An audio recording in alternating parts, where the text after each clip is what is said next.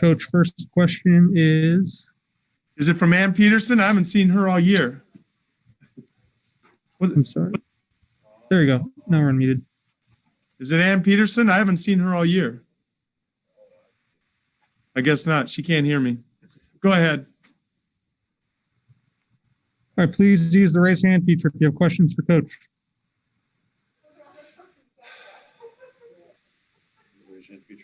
My raise hand feature is not working for whatever reason. I was going to say the same thing, Jacob. All right, Aaron, go ahead. Starts off. Aaron Ventris. Okay. Coach, clearly the offense fizzled in the second half, but how do you feel about how the defense held on? The second half was challenging. I'm glad we made our free throws in the fourth quarter. I was really pleased with the way we played in the first half, obviously, at both ends. I don't know what we ended up shooting from three in the second half. I thought we had a lot of good looks that we didn't make. You have to kind of live with that, but I didn't think we stopped competing, and honestly, either did New York. Thanks. All right, Dwight James, NBC Sports Northwest. Yeah, Terry, what do you call in that zone? Is that it looks like a 1-2-2 morphing into a 2-3, or what exactly was that, a matchup? What was it? Actually, it was two different ones. It was just a 2-3 and then a 3-2 that kind of went into a 2-3. So just a couple. That's what we worked on when we had extra days. We put in a zone, and it kind of caught them off guard a little bit in the first half, and I thought they attacked it better in the second half. But yeah, you're right. It was the double fist is a 3-2 going into a 2-3. Next question is coming from AJ McCord with Coin 6. So, Coach, you answered it a little bit there, but how pleased are you with the changes that you were able to make this week and how they translated to the game? I thought the things that we worked on this week had benefit. Obviously, the zone being the two zones was one of them.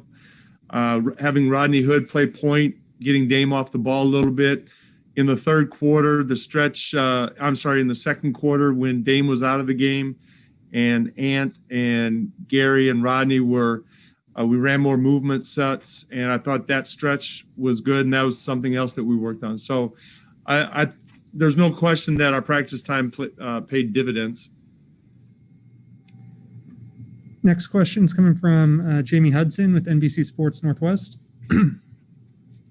Coach, you just mentioned that stretch of Ant, Gary, and Rodney. What did you think of Anthony's performance tonight? He played well. He shot the ball, obviously.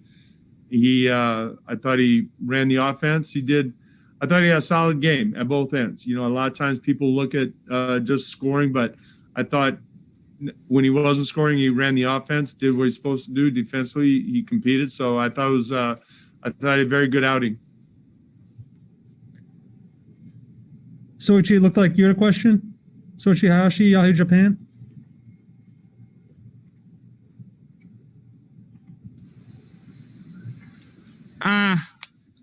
Last game versus San Antonio, 3-point shoot success percentage is 28.6. Tonight is 37. I do hear about this record about Coach. Well, I think the 3-point shot is definitely part of our game, and we got to live with the percentages. Most importantly for me is that we get good threes, and you know the percentages are going to be what they're going to be. You know, Carmelo Anthony didn't necessarily shoot the three well, and neither did Robert Covington. But I know that they're both excellent 3-point shooters, and as long as they're getting good looks, that's what we want to do. So trying 3-point means kind of aggressive. I'm sorry, could you repeat that, please? Trying 3-point shoot is aggressive thing for Portland Blazers. Yes, it is. Thank you so much. All right, thank you. All right. Coach, I've got a question. Go Did for you it, put your Joe. hand up? Did you put your raise your hand up? You know, Terry, I pressed the raise your hand button, but I don't think it's working. Okay, whatever. So anyway, my question is, when you have a big lead like you had tonight, and it comes down to the last minute, do you ever catch yourself thinking, why does this have to go down to the last minute? You know, yes and no. If you watch the games around the league, it happens every night. There are teams every night that are up 20 points, 15 points, and the lead evaporates in some way. And as a coach, you know, you don't want it to happen, obviously, but the biggest thing is managing it when it does happen, because the other team is out there. They're pretty good too. They're competing, especially when you get a big lead in the first half. There's a lot of time left. The game dynamics change. So the biggest thing is how you handle it if you do lose the lead. But I'm not conceding the fact that it's okay, but I am conceding the fact that it happens all the time. Got it. Okay, thank you. Congratulations on the win. Can another old timer ask a question here? Hey, so we got Ann Peterson and Kerry Agers on the same call. And How do you feel about the atmosphere in a mostly empty building? And are you used to it? And is there anything that you like about it better than a normal game that stands full? There's nothing that I like more about it than with fans. It's always going to be better with fans. So that's a non-starter.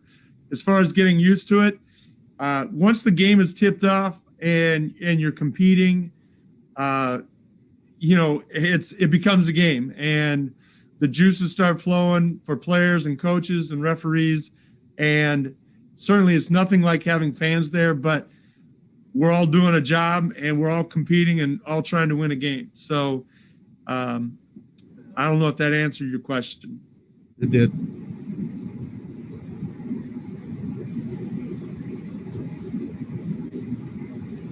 Thanks, Coach. We're going to go ahead and wrap it there, and then we'll have players up next.